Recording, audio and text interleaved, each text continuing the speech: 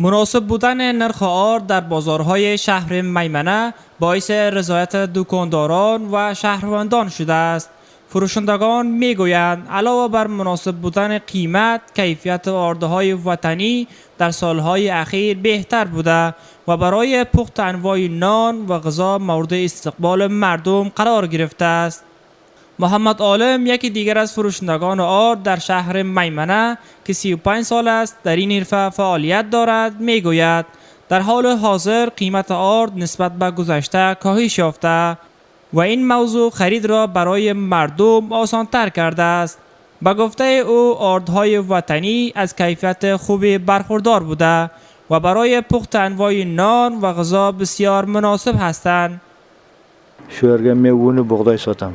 تقریبا 35 yıl 40 yıl belə şövrgəm. Şu vaxt buğday uğrundan qədər arzon narsa hiç vaxt yoxdu. Qarayın 1 kilo go'sht 400 afqoni, 1 ser buğday 100 olmuş afqoni. Xudo beribdi yaxshi yaxshi uni biz 1550 rupiya. Qozog'istonda bir bo'ji ki o'zbaki keladi u 1420-30 rupiya. Arzonchilik shukr. Shu vatanni ikki qism qo'shadilar, buğday bilan tarmaydani gad qiladi termon buğdayini. Bu girtay durust keladi. Bu sho'rva qilib bersalar, noni yo xonaga non bo'ladi. Yaxshi, ko'p mardum shundan rozi.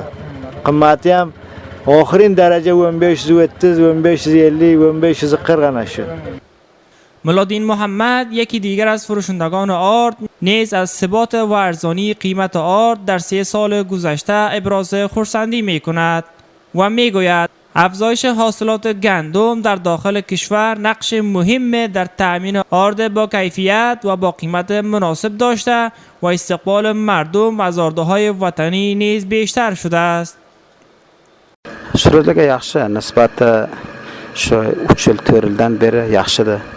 Arzonda bir bo'jon 1450 rupiya shular yaxshi non bo'ladi. Yaxshidir maqsadi. Yo bug'doy 170 chiqadi. Arzonda shu narsa.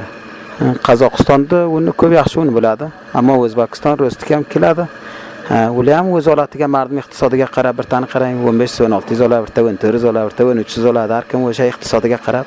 Sonra o'zimizda vatanimizga bug'doy ko'p bo'lsa, yaxshi bo'ladi. Bizlar ham xo'sh, bizga shu pulga xorijga ketayotgan o'z vatanimizga, o'z qavmimizga, o'z vatanimizga aylanadi.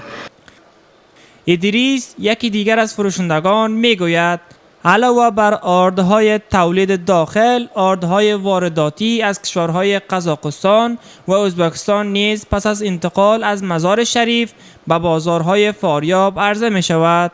به گفته او این آردها با قیمت مناسب و با کیفیت مطلوب در اختیار مردم قرار می گیرد.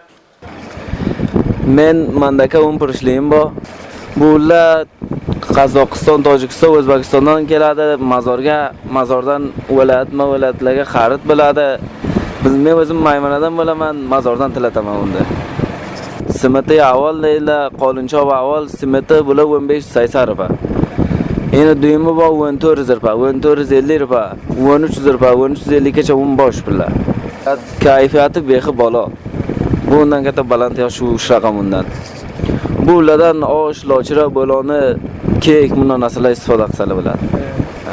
فروشندگان باور دارند که ادامه تولید خوب گندم در داخل کشور در کنار عرضه مناسب آرد وارداتی می تواند به ثبات قیمت ها و دسترسی بهتر شهروندان به آرد با کیفیت کمک کند.